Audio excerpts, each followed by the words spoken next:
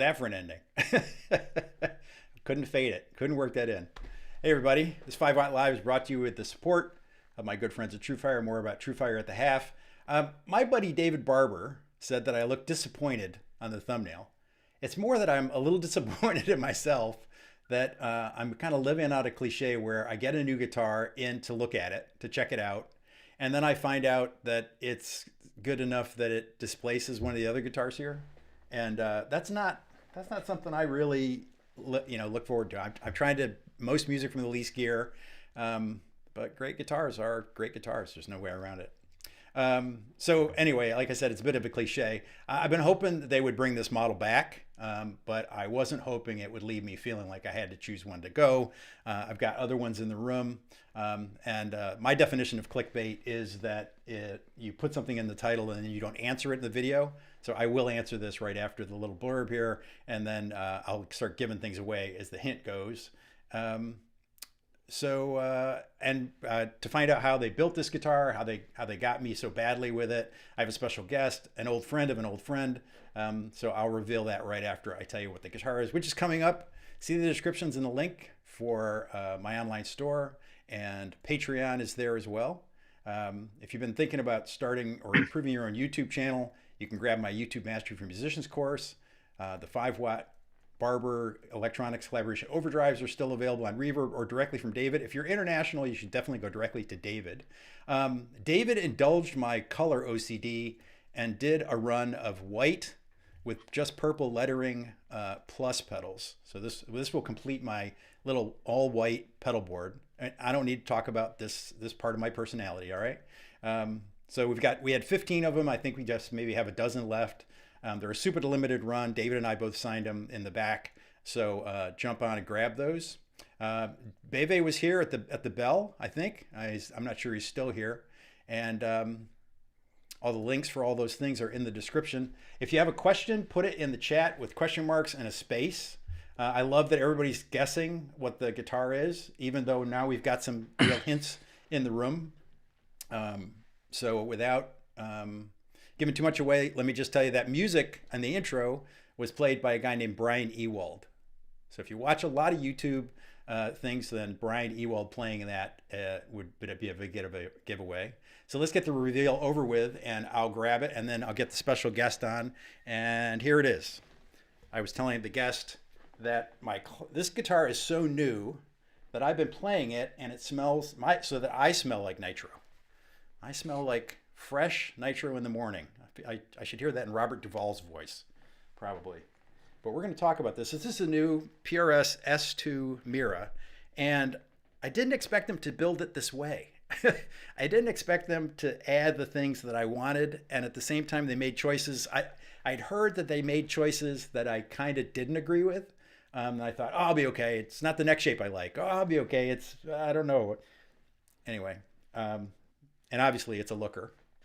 I did pick the color that I thought would be best on camera. Very shiny. As I said, smelling fresh of nitro. This one's in platinum. They do these both in gloss. That's a gloss one. They're doing them in satin as well. I'll let our guest explain how they made the choice on the specs and how they sucked me in. My guest today is Jim Cullen, who's Director of Sales at PRS. And just as importantly, maybe more so, that he's an old friend of David Barber's. He's worked at PRS for a couple of decades, they tell me, and he may have been sanding guitars in 2008 when I bought my first Mira. We'll have to ask him, so let's do that. Hey, Jim. Hey, how's it going? Good. So what were you doing in 2008 when I bought my Mira? I was working in sales, actually. Oh, in sales already. Okay. Yeah. Transitioned. I transitioned, I think, out of production in 1999 or 2000. Okay. All right. Yeah. So, and we were talking before we got started about how many people that are kind of in upper management there started not just building guitars at PRS, but specifically in sanding. A lot of us. Yeah. Yeah, there's a lot of sanding here. Yeah, Yep. Jack, there's a lot of sanding. That's the answer. There's a lot of people in sanding. That's the reason. Yeah, I mean, usually you're starting sanding, but there's a lot of sanding that goes on in guitar building. So Gotcha. Throughout the process. Oh, yes. Okay, so like I said, you guys kind of tricked me into loving this guitar by making some decisions that I didn't agree with. but I want to hear all about the different decisions that you went with. But before we do that, I like to kick off having a guest on with what David Barber helped write a batch of things, kind of based on the Colbert 10 question. I think he has 10 questions. It's 5 Watt World, so we got to have the alliteration work. 5 Watt 15.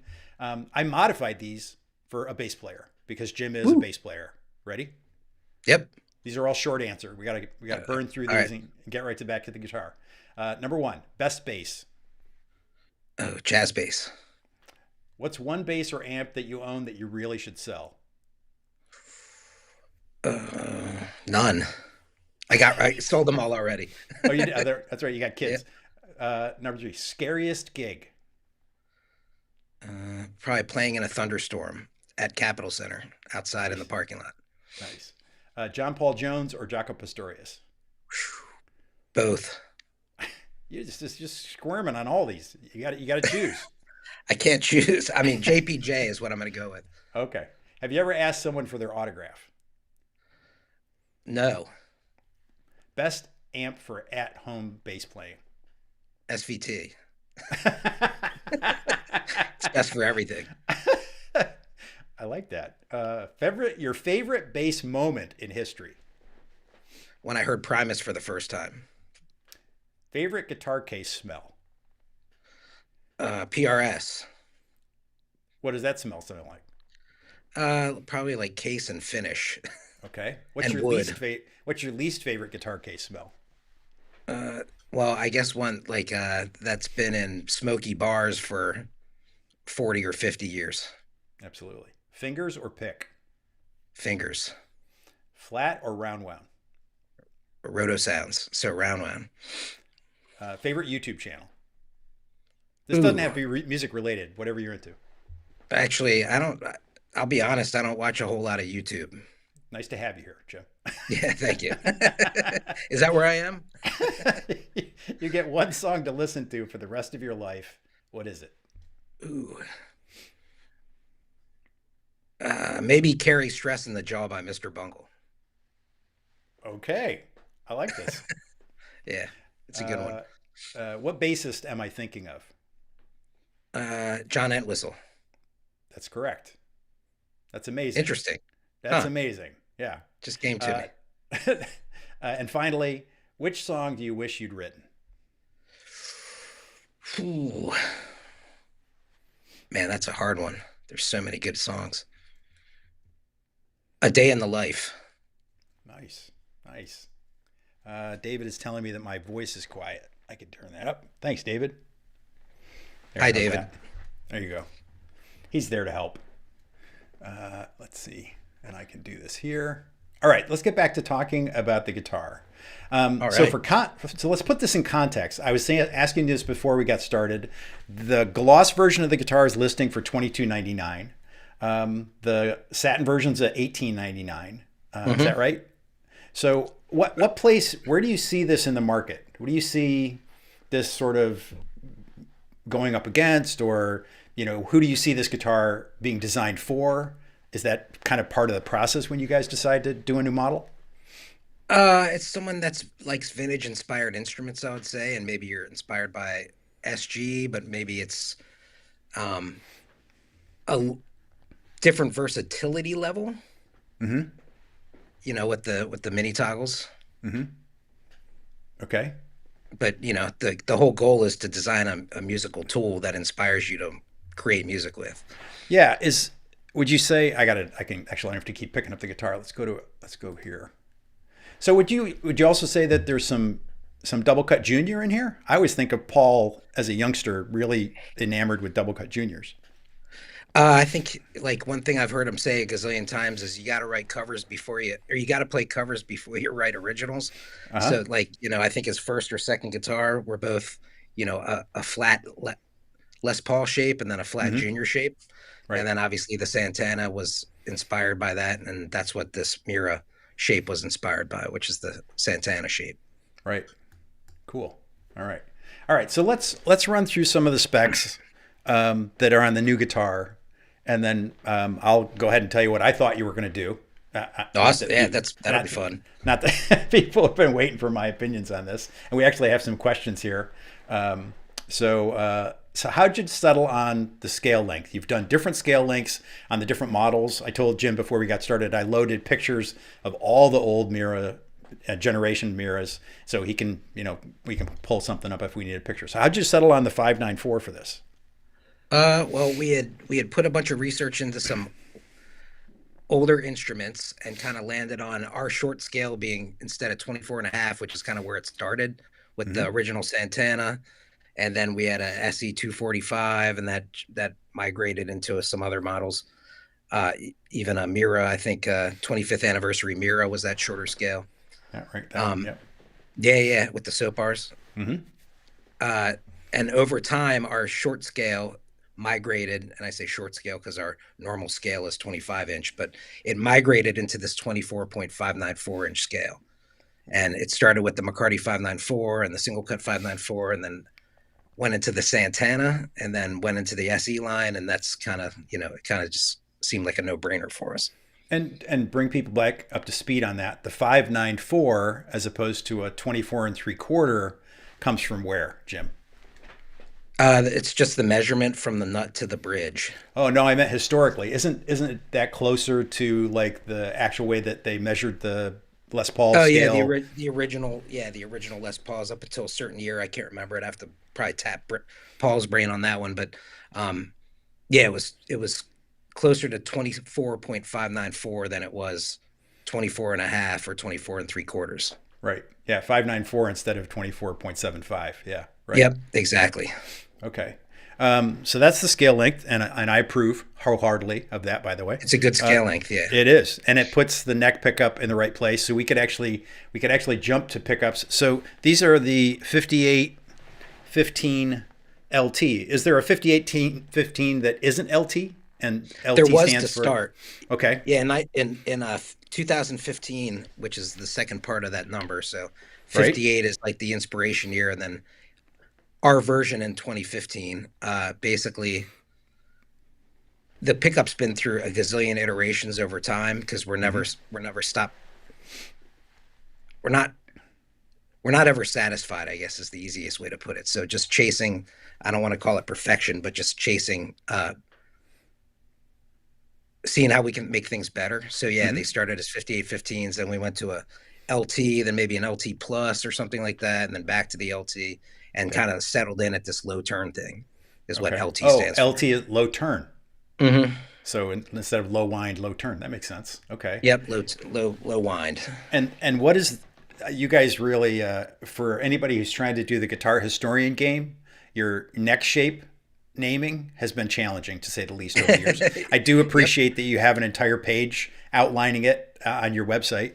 How'd you decide on this neck shape as opposed to I think my favorite ones are the Miras, their pattern neck shape, a 2010 pattern, whatever that pattern was that year. So how'd you settle on this neck shape for this model? Okay, so the original Mira, when it was launched in 2008, I think we debuted it at Experience, maybe, if memory serves correctly, and then it launched in 2008. It launched with a wide thin neck, and over time, like, our neck shapes had drifted just a little bit, wide thin and wide fat, and then we had regular, and they drifted a tiny bit over time. And essentially, we spent a ton of time, perfecting patterning the neck shapes, and then just kind of changed the nomenclature because there was enough difference in the shoulders and probably down by the heel to make the change in the nomenclature of the neck. So pattern thin on that particular model made a lot of sense, being that it originally launched with the pattern or the wide thin in however many years ago that was. And then also for manufacturing reasons, that neck actually is shared with the McCarty 594 thin line in S2. Oh, so okay. Shared platform sort of thing. And it's just kind of the right feel for a guitar like that. Yeah. It seemed like the right thing to do. I did a video a while ago, did pretty well actually. Perfect guitars and their logical, affordable alternatives. And the thin line was an alternative that David had pointed out to me actually for an SG. If you look at the control pattern and the thin mahogany body and all that kind of stuff. It's interesting. My first Mira was a wide thin. You could get them actually with a regular neck and wide thin, but the wide thins were much more available. I I wouldn't call this a thin neck for most people. I think it's a pretty typical No. C shaped neck. So it's a little bit deceiving because it's shorter than our 24 fret wide pattern thin, and Yep. it is more of a pattern vintage thin than it is, the true pattern thin. I like that pattern vintage thin.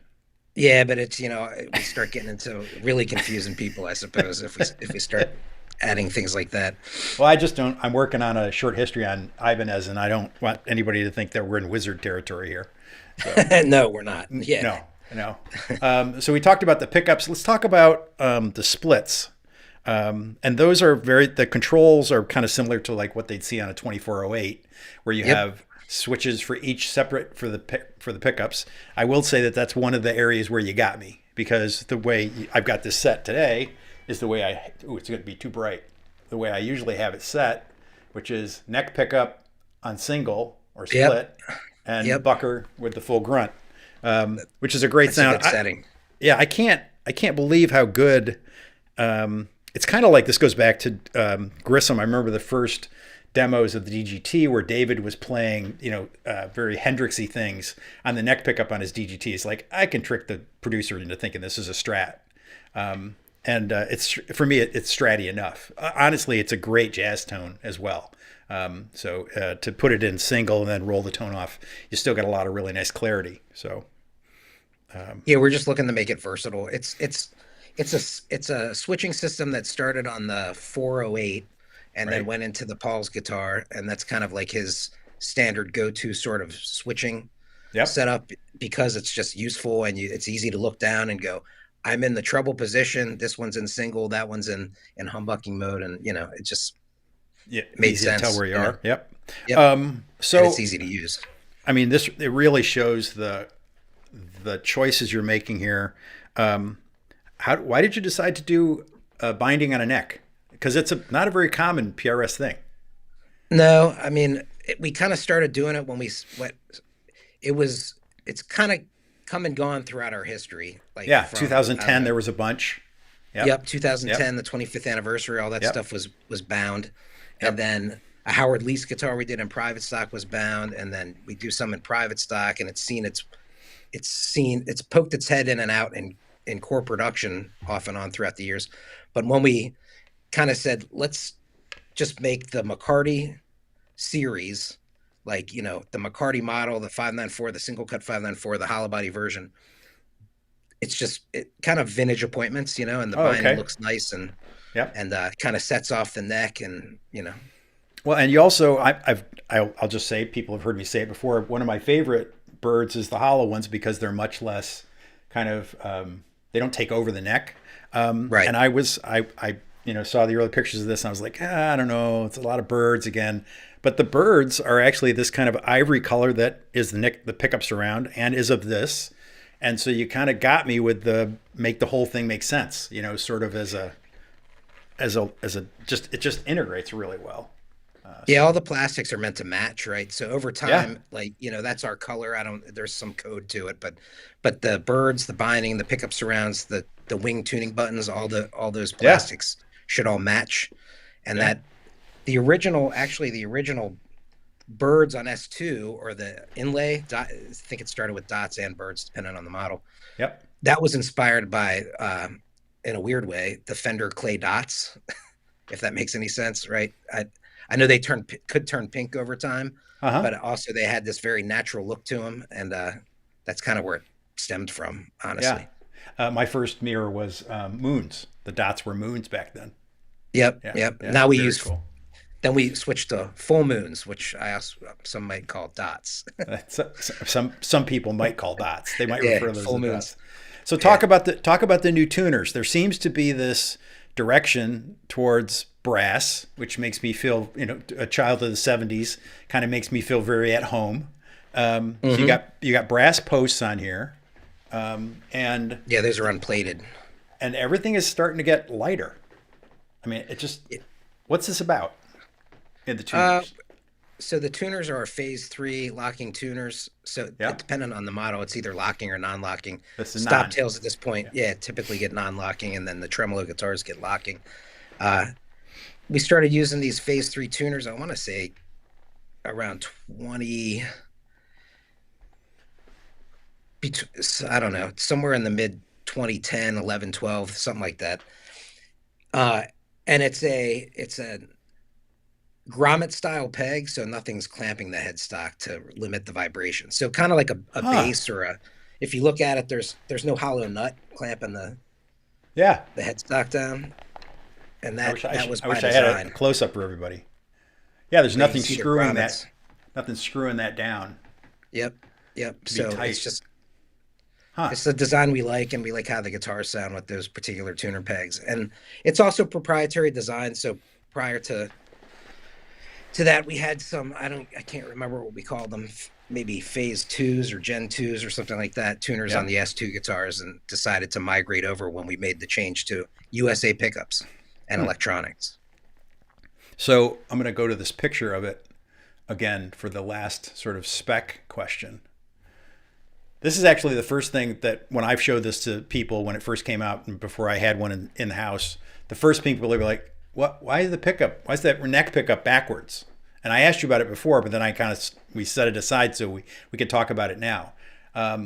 People might remember from my video on Les Paul history was that the screws plugs, the placement of those in the original Les Pauls was decided by Seth Lover, and it was for aesthetic reasons. But you said that this is set up this way because of the way the switching works for the different pickup positions, Yeah, and we what coil we want it on, right? where So you wanted it to be within the string length. yeah, yeah, to pick up the string when it's on or when it's tapped, right? Okay, So that's why it's positioned like that.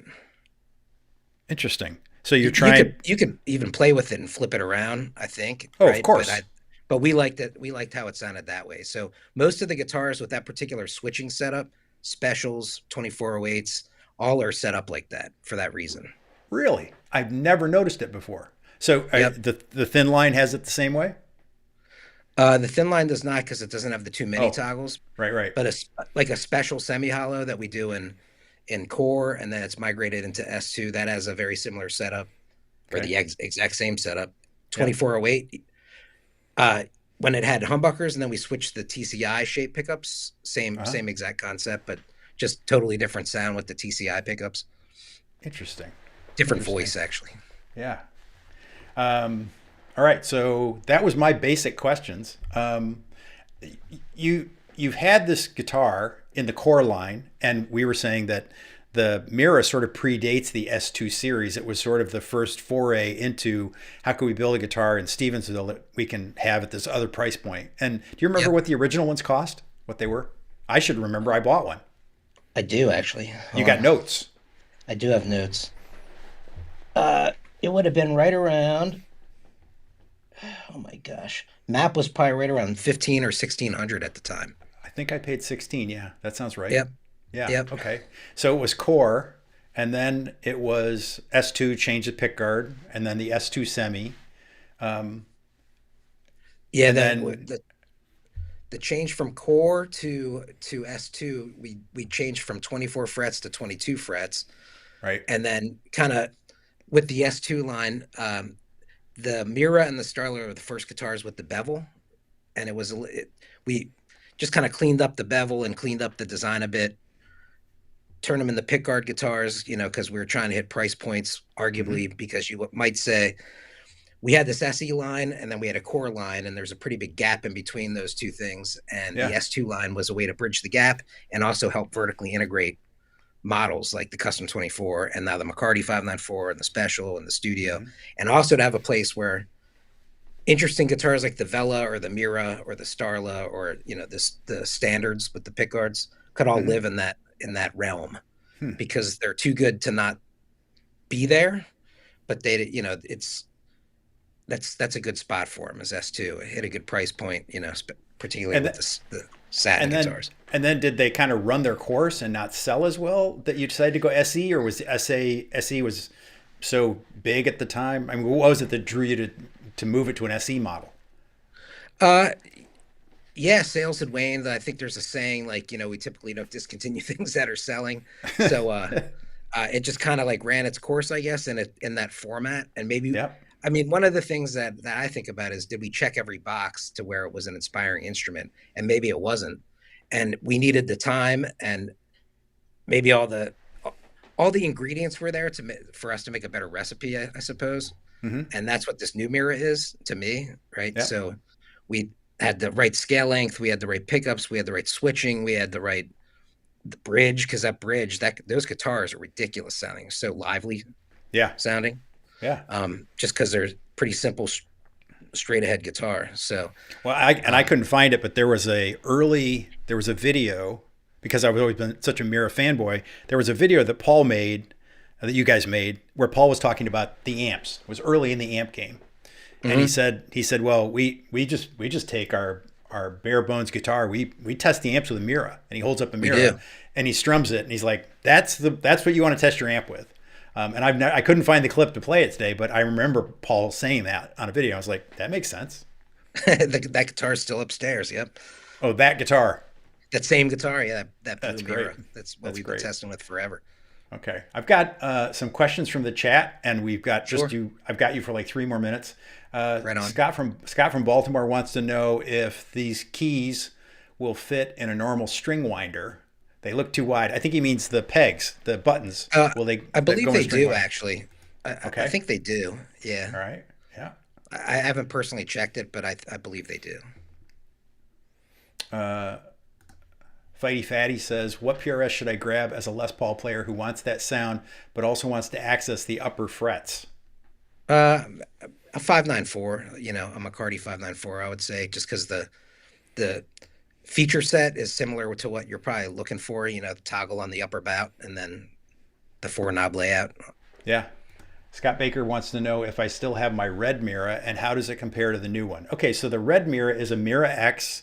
It's the Ocheapy, or however you say that wood. Obeachy, yeah, yep. Obeachy, thank you. Yep. And it weighs about 5.5 pounds. Yep. This is an all mahogany guitar, and I should have finished the Mira X that's behind me in white is basically the same guitar, and I'm going to do a video about that at some point. That actually PRS refinished for me. I'm going to do a video about how PRS refurbished this guitar for me. Those guitars are very lively and bright, but they don't have as much. They're more scooped than this guitar. And one of the things that got me about this guitar, and the reason I think it kind of will stay as opposed, and it might take the place of the red guitar. We'll see which one has to go. It has more mids. It's kind of like there was a time when I only played DGTs, and you guys did the standard in 2012 that was an all mahogany guitar for David, really just that 1 year. And that guitar did the same thing. It just had more bark. I mean, that's really what I would say about this, is it just has more bark. While at the same time, the neck pickup tones for a guy who like the kind of jazzier stuff, for me, that mid-forward jazz tone makes the neck pickup speak in a way that it doesn't as much on the lighter guitars. So that's the answer, Scott, is the lighter guitars, the neck pickup is not as flexible as this, as versatile as the neck pickup is on the new one. So yes, I do still have that red Mira, and if it goes away, you guys will be the first ones to have a shot at it. Let's see. We're going back through the questions. Scott asked that question a couple times. Oh, Victor, I mentioned Victor in Hawaii. He says, Jim, I put money down on an S2 semi-hollow reclaimed limited edition, going to be my first PRS, Cuban mahogany neck, ? I thought Cuban mahogany was all cut down. So that was salvaged from, I believe, Hurricane Maria. So the trees had fallen and it was salvaged, and our wood buyer, Michael, has a good relationship with some people on the island there. So that's where that came from. Dee West says, how unexpected is it that a Mira would be your favorite? Keith Dooley says they still make Miras. Keith plays heavier music than I do.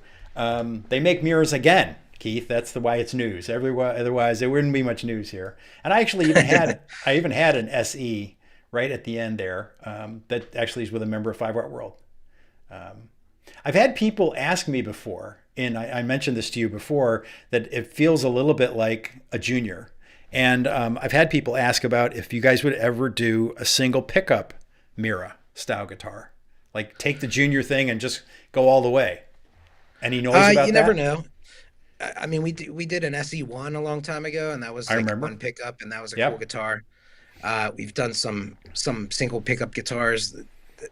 They don't. My experience is they don't sell in mass volume, Right. which isn't not a reason to do something if it's cool, and it's a good guitar to make music with. Yeah. So I guess my answer would be, you never know. You never know. Well, we'll start Yeah. lobbying now. Jim, you're out of time, and I don't want to keep you. I appreciate people's boundaries, and I got to do my TrueFire ad. Thank you for doing this jumping in and answering questions for this. And Appreciate you having me. I don't know how thankful I am that I have to make a decision about which guitar goes now, but I'm glad this one's here. Well, thank you so much. I appreciate your support, and I appreciate just the time you spent. Yeah. Okay. We're going to jump to the ad, and I'll be back. And I want to talk to everybody else about guitars that surprised you and things you didn't plan to buy that you end up buying, because I think every guitar player knows what that is. All right. Take care, That Jim. sounds fun. See you. Bye-bye. Bye.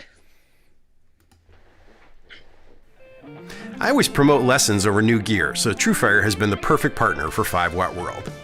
I'm interested in all kinds of music, and by taking advantage of TrueFire's All Access Pass, I can always find something to scratch the itch I have for learning more about guitar. As a viewer of 5 Watt World, you get an exclusive 50% discount on the All Access Pass, or you can take a 35% discount on any of the courses in the catalog by using the dedicated links in the video description. I really enjoy TrueFire, and I'll bet you will too. Sign up using the link in the description to support 5 Watt World and get some great lessons at the same time. Practice smart and play hard with TrueFire. I'd like to thank TrueFire for their support in making this section of the video. Oh, those guys are still on the air. Oh, now they're gone. Good. Okay. All right, let's talk about them. No, I'm kidding. I missed a question. Jeff Motter wanted to know if there's another chance of doing another mirror with P90s. You know, they only did the mirror with P90s as an anniversary model, and they've never done them again. There are some out there. I should have asked Jim, though I'm not sure what he'd known off the top of his head how many they built. They built. I can grab mine. Let me do that. I got the headphones here. If I think I can reach. There we go. It was hard to find this one. You know, it looks darker on camera than it is in person. This is actually lighter. One of the coolest things, you can find these, but they're rare enough that they're getting expensive. And I say expensive, I mean, I think I paid $2 for this. I know I did.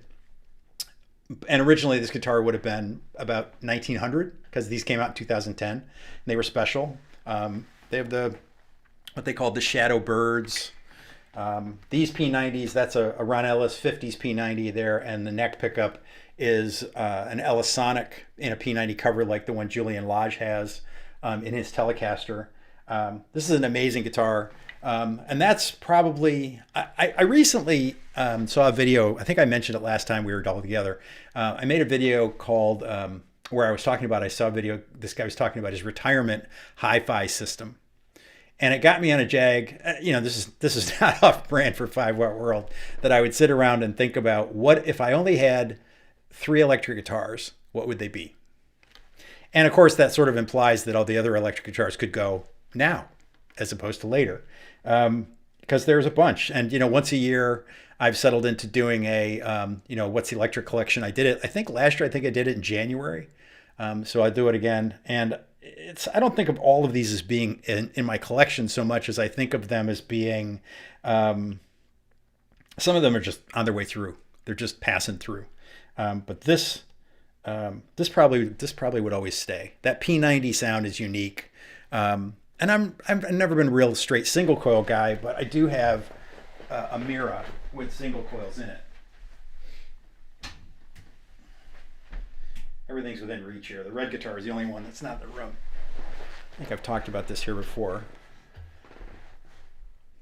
So this is an interesting guitar. I actually should get on the phone with somebody at PRS at some point. So this is obviously a Mira. the body looks like it's O-Pee-Chee, but I have to say that the neck looks like it's mahogany, and it's a little heavier, and it's got the Mira X tuners. It's got a straight number on here, but it doesn't say Mira X on the headstock. So it's a 2009. This would have been the first the Mira X, and I wonder if it kind of got out with the wrong label on it. Anyway, I put Ron Ellis humbucker-sized Ellisonic pickups, and I think he has these up on his website now. This guitar, because it's so lightweight and everything, although it's sort of in between the white and the red guitar and the new guitar. The new guitar weighs 6 pounds 10 ounces. Those weigh like 5 pounds 5 ounces. This one weighs I think 6 pounds 2, so someplace in between the two. This guitar actually can sound very jangly. David was on a whole thing where he was thinking about chime on a dime. I think that was his expression. I'm sure it was. These pickups, or pickups like this, really can kind of do that Rickenbacker, Telecaster, early Mike Campbell kind of tones all day long.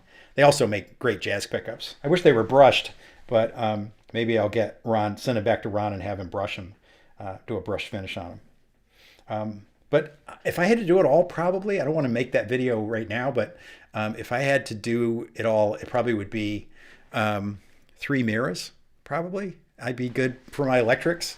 As much as I like a straight jazz guitar as well, that might be a thing. So all right, let's hear what. Let's get some other comments here and hear what guitars over time did you. I've heard these stories a lot, that somebody's like, when I bought my first DGT, I actually was at a Guitar Center. It wasn't a Guitar Center. It was Daddy's Junkie Music in Williston, Vermont, and I went in to buy literally a volume pot for a guitar project I was working on, and I came out with a new guitar. So put in the comments times where you weren't looking for an instrument and you were like, oh, that wouldn't be it for me, and then you were really surprised, because that's really where I am. I wouldn't have done this video. I'm enough of a Mira fanboy, but I wouldn't have done this video if I didn't kind of fall for this guitar in a way that I didn't expect. And that's why I did the thumbnail like I did. It's like I said, it's only clickbait if you don't answer the question, and I answered the question. It just really surprised me. So what guitars really surprised you over time? I'd actually jump in. I didn't want to talk over Jim, but if you're a Les Paul guy, boy, I mean, to the extent that you would maybe ever consider an SG instead of a Les Paul, you could definitely consider one of these instead of a Les Paul. This guitar, I read a really nice SG last year. I just couldn't get used to kind of the way it sat. It felt like it was way out here. This guitar doesn't have that at all for me. And I actually was thinking of trying one of their thin lines because I love the sound of that all mahogany guitar. This has that. If you love those Robin Ford tones, it's kind of, yeah. Like I said, it does it. I will tell you that because of the shape and because of the other ones, every time I pick this up, I think it's heavy. I think, wow, it's kind of heavy. It's a heavy guitar. It weighs 6 pounds 10 ounces. But in a world of 5.5 pound Miras, that's the beefy one right there. So,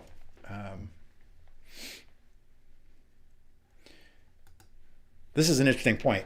Did I talk about the Nags input and design in creating the Mira? I would actually have to talk to Joe Nags or maybe to Paul to talk about, who did what. My understanding is that the original Mira was drawn. Let me see if I got one that's an older one right here. I just grabbed the red one. So as he said, this is based on like the original Howard Leese guitar. If you've seen his original guitar, I think it sold recently. And then also the original Santana. The original Santana guitar is slightly smaller across the back bout here. And this is actually just a slightly bigger that. This pickguard really looks like a Nags kind of pickguard. And honestly, it didn't surprise me. I mean, Joe, I don't know under what conditions Joe left the company. I assume they all got along great. But Who knows? This was one of the things they changed when they changed it to an S2 model from a core model, was the shape of the pickguard. My personal preference is I always preferred this. I think their new solution without a pickguard must be more expensive. Must be more expensive to build. Coming through from the back with all the controls. I keep looking to make sure that I will fit. It's interesting. This new bridge, like I said, Paul's a little bit fascinated with brass. See if I can get it close enough so you can see this.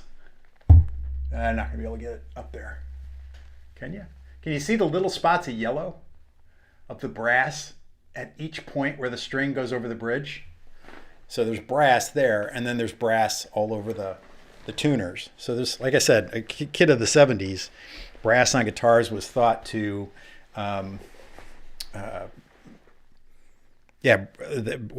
help with sustain.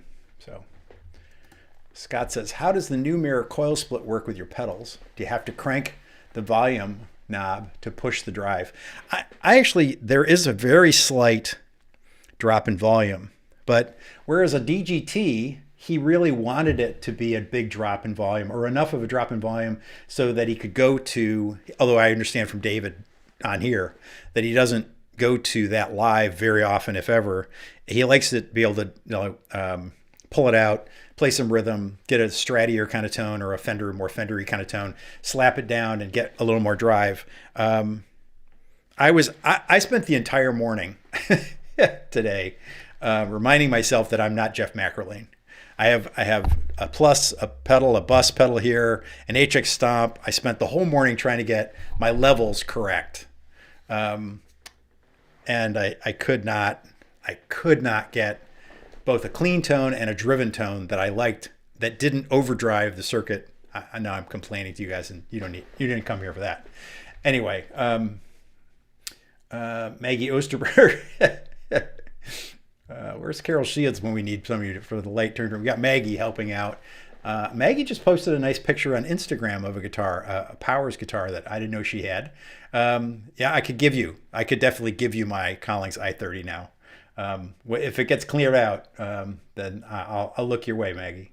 It is a pretty nice guitar.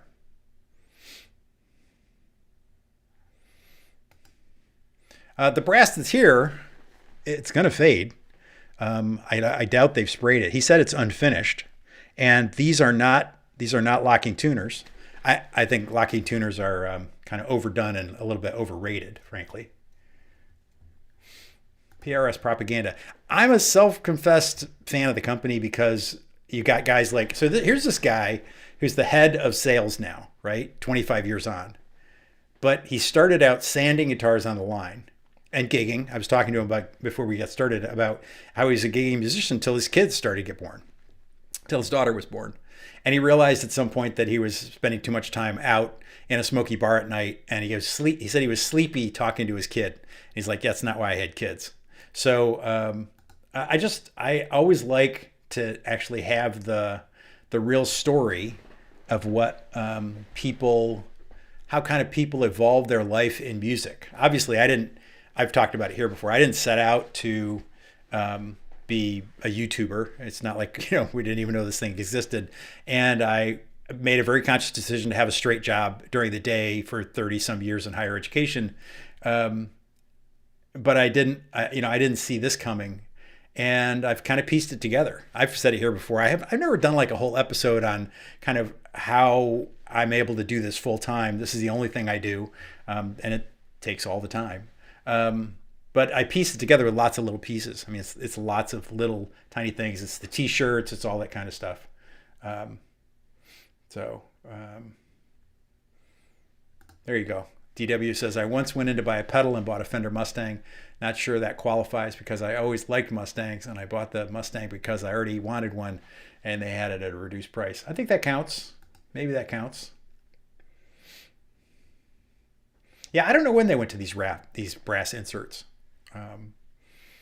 And the other ones are also really light. I wonder if it makes the insert, I wonder if it makes the tailpiece heavier. So.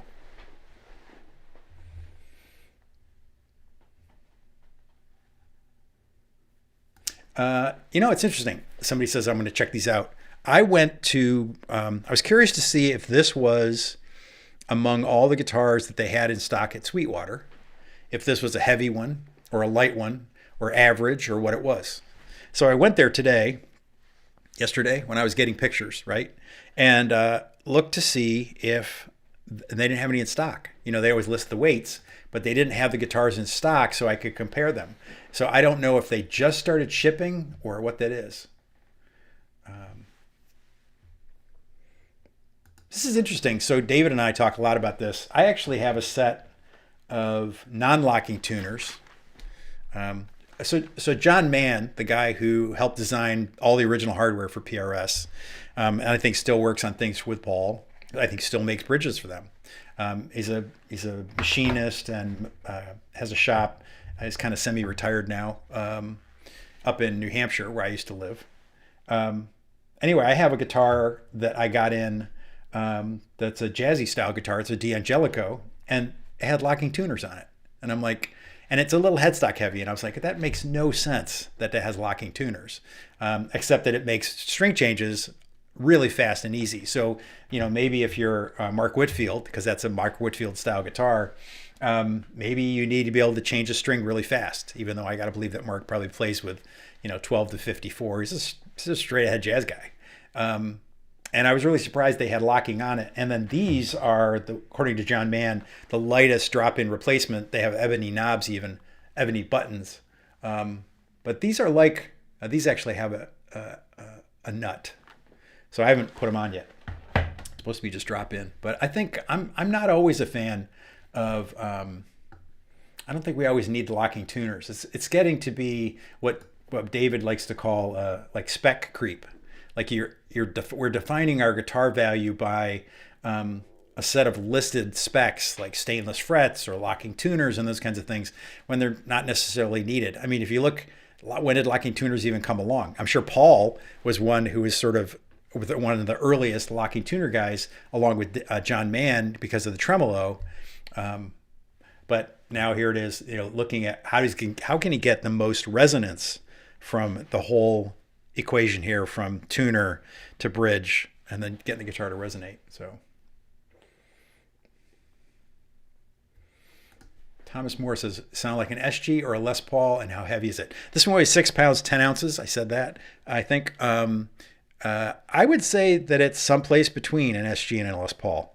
It's not as thin as an SG. You can see that. It's got more meat to it than an SG. It's got that bevel. It's very comfortable in your lap. It's got a belly cut as well.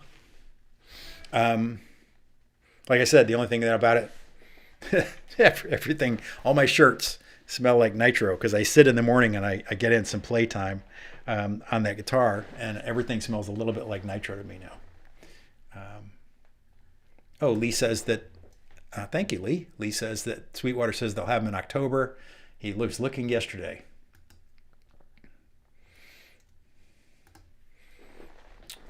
Morning from Sydney. Your new guitar looks amazing, but I need to avert my eyes for financial reasons.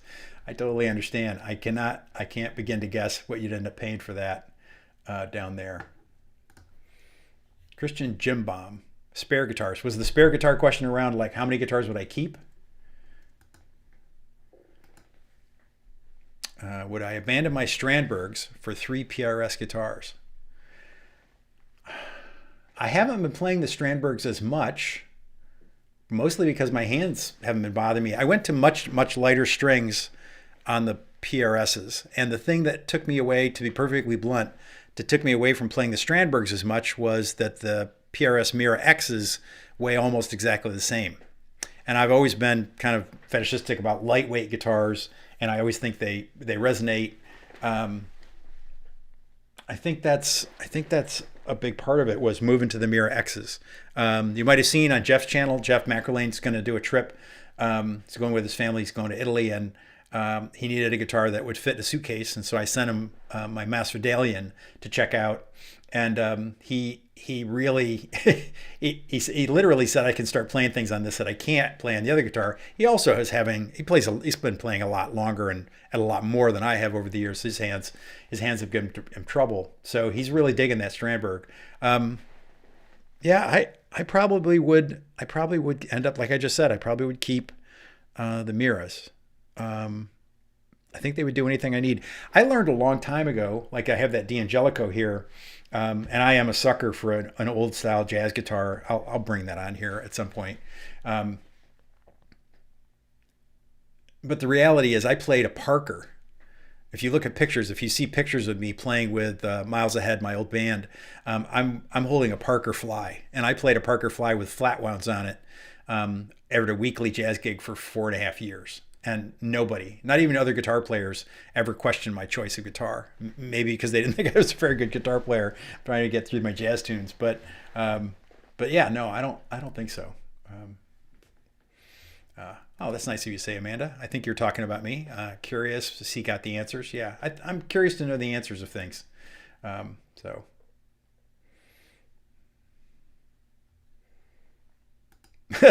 Maggie says she bought her '64 Mustang. The seller included a set of locking tuners just in case. Well, I'm sure you didn't need those, but I'm sure you could use them.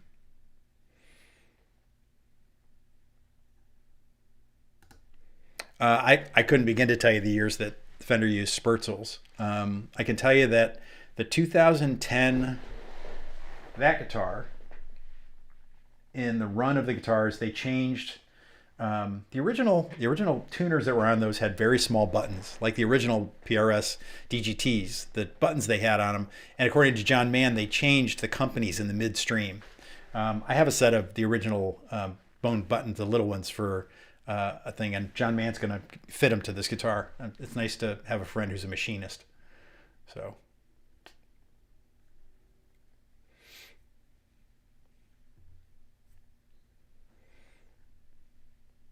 Everybody's got a little side conversation about rosewood or ebony on the fingerboard. This is a rosewood fingerboard, but very dark, very dark. But you can see the grain in it well.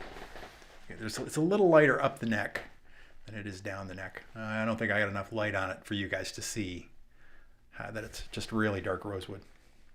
They, Jim mentioned it. They have a buyer. If you watch the video that they just put out about the reclaimed guitars they put out, they actually talk about the guy that is their wood buyer and how he found the wood that's in those guitars, that they were like hurricane salvage things, but it used to be that they were using mahogany. Mahogany was a cheap wood. I mean, even when I was a kid, you would see pallets made out of mahogany, out of probably East Indian or something, but made out of mahogany. Mahogany was a cheap way to do it. So, all right. I think we covered that. What else do we need to talk about today? Do you guys have any outstanding questions there were?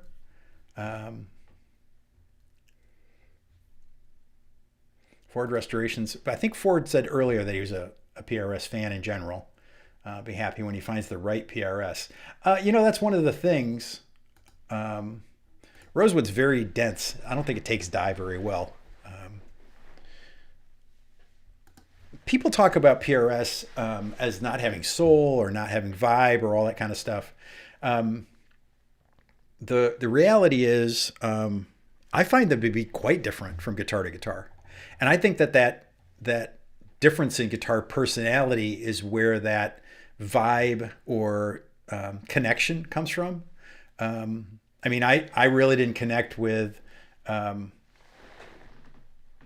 like the new Mira stuff until I started using the Mira X's, and I'm sure that some of that at least had, in no small way, had to do with the fact that I was playing. I bought that first one, the red one, because I got to be friends with Ron Ellis, and he wanted me to try a set of his pickups, and his pickups are everything that they should be for that kind of money. It's just an amazing set of pickups, and it really made those guitars be what they are. Yeah, exactly. Mahogany floors.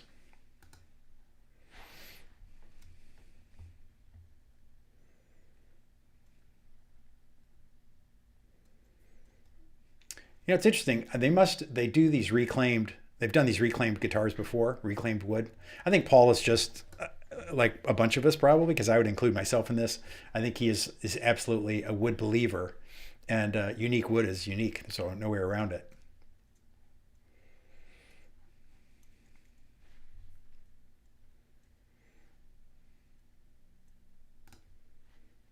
Victor's saying Cuban mahogany was used for furniture hundreds of years ago. It was considered a very good working wood. Yeah, I think it was. Oh, Nick's up. Nick's awake in New Zealand. Hey, Nick. There you go. All right. Well, if everybody's good, I'm going to wrap it up for the day. I want to thank everybody for being here. You know, I'm always torn. I actually said to Jim, I'm always torn about having somebody on from a label. I think it's interesting. I'm actually very serious about trying to collect information directly from labels, if that's the best place to get the information, like the history of a guitar or the choices that they made. But I think some people always find having somebody on like that feels like an ad. It's not an ad. They didn't pay me. I didn't do an ad for these guys. I think that it's just a really interesting thing. I actually talked to Robert Keeley because I connected with him over the Trey Anastasia video. And I said, I think it's interesting that people would rather know that I could get to Robert and get him on the phone to ask a question. But if I had him on the show to ask so that you guys could all ask him questions, it would feel like an ad. And I really wish I wanted to do a series at one time called Meet the Makers. And I think people just think they're ads. And I feel bad that we've all gotten to be kind of that cynical, while at the same time we're this interested about the sources of gear. But yeah, not a thing. So, well, there's Jeff. Jeff, thanks for showing up. We were already talking about you. We're done talking about you. Okay, I want to thank everybody for being here. If you have any questions, reach out to me by email. If you're not on Patreon, you want to stay in closer touch, you can go there. You can always shoot me messages through that. All the links are in the description. I want to thank Beve for being here. I want to thank TrueFire for sponsoring us today again. And I'm going to have that little tiny Brian Ewald clip play us out. And I'll see you all in a couple weeks. Actually, in a couple weeks, I've got Mick Taylor from That Pedal Show coming in. I was in touch with Mick because I'm using a clip of Joey Landreth from a really old episode. It kind of flips me out that I've been watching TPS for so long and still remember that a video from 8 years ago had Joey playing a 62 Super on a video. Anyway, I have that kind of memory. So I'll see everybody next time, and I'll see you in 2 weeks. And thanks for being here. And thanks for being a part of the 5 Watt world.